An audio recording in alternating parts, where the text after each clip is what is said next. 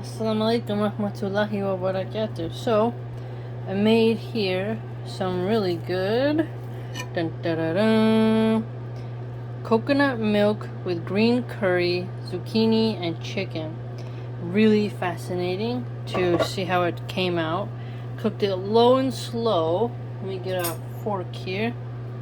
I'll twist it for you. It looks a little bit more greener than what the video is showing, but the coconut milk is always a nice touch, and it's a Thai curry paste, lemongrass, lime peel, all that good stuff.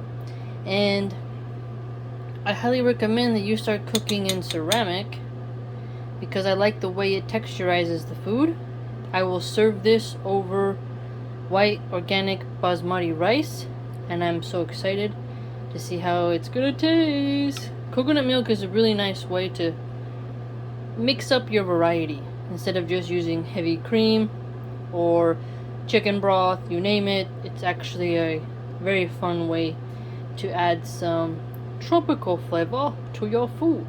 Have a good day, fam.